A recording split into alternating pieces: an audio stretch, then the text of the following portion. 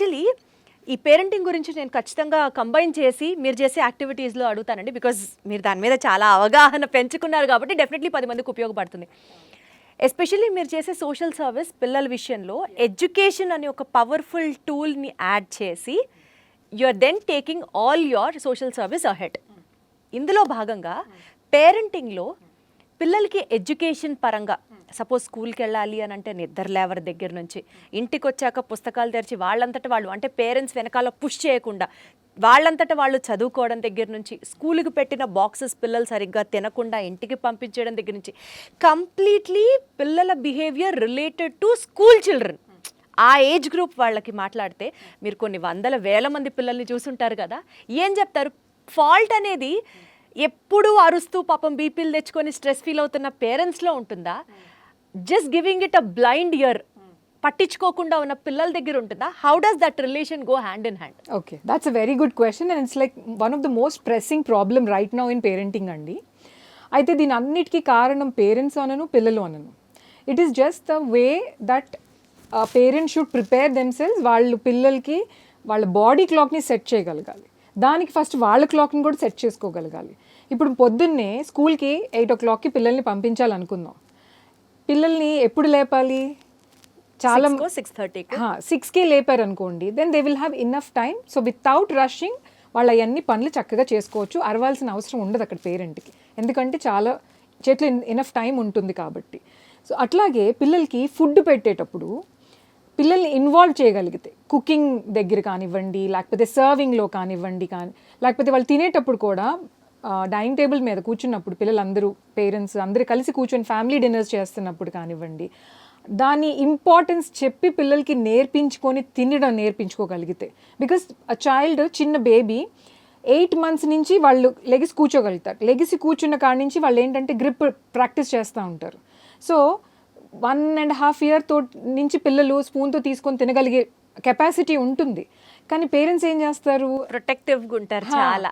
5 ఏళ్ళు వచ్చినా 8 ఏళ్ళు వచ్చినా 10 ఏళ్ళు వచ్చినా నేనే తినిపించాలి అనుకునే పేరెంట్స్ కొంతమంది ఉంటారు. ఎందుకంటే వాళ్ళు సరిగ్గా తినట్లేదేమో అని భయం.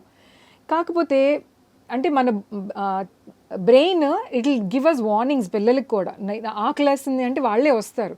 అండ్ ఒక టైం, ఆ టైం అనేది మనం ఫాలో అవుతే, అంటే సాటర్డే వచ్చింది స్కూల్ లేదు, సండే వచ్చింది స్కూల్ లేదు, ఇంకొంచెం ఎక్కువసేపు పడుకో అని చెప్పి వాళ్ళ బాడీ క్లాక్ని మనం మార్చేసినప్పుడు ఈ ప్రాబ్లమ్స్ అన్నీ వస్తాయండి.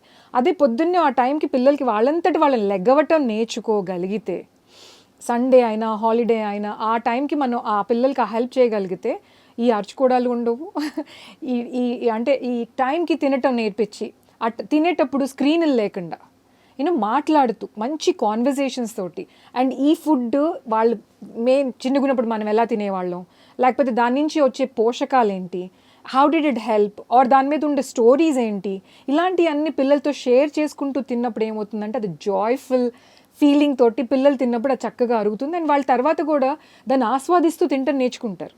ఇప్పుడు పిల్లలకి ఆస్వాదన అనేది ఆ కాన్సన్ట్రేటెడ్గా తింటేనే కదా వచ్చేది. అదేదో వాళ్ళని ఏదో స్క్రీన్ ఇచ్చేసేసి ఫీడ్ చేసినప్పుడు అసలు వాళ్ళు ఏం తింటున్నారో తెలియకుండా తింటారు. సో అది బాడీకి పట్టకపోవచ్చు. సో ఇలాంటివి చిన్ని చిన్ని చిట్కాలేనండి. కాకపోతే ఫాలో అవుతే లైఫ్ చాలా ఈజీగా ఉంటుంది, బోత్ పేరెంట్స్కి పిల్లలకి కూడా. Because I still remember every Saturday నేను చాలా ఎక్సైటెడ్గా ఉండేదాన్ని. ఎందుకు? మేము స్కూల్కి వెళ్ళే టైంలో only Sunday was the only holiday.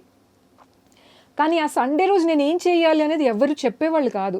నేనే ప్రిపేర్ చేసుకునేదాన్ని, ప్లానింగ్ చేసుకునేదాన్ని. పొద్దునే నేను ఈ టైంకి లెగుస్తాను, నేను ఈ టైంకి ఇవన్నీ చేస్తాను, నేను ఈ ఫ్రెండ్స్ తోటి ఆడుకుంటాను, లేకపోతే ఈ గేమ్స్ ఆడతాను, నేను ఈ డ్రాయింగ్ చేసుకుంటాను, లేకపోతే నేను ఈ చెట్టు ఎక్కుతాను, ఆ కాయ తింటాను, ఇవన్నీ నేనే ప్లాన్ చేసుకునేదాన్ని.